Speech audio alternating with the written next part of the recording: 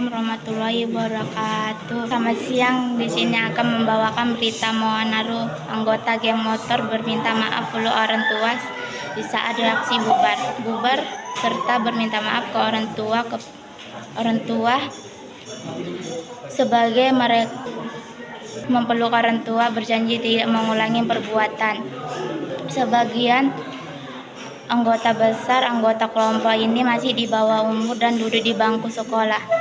Beberapa anggota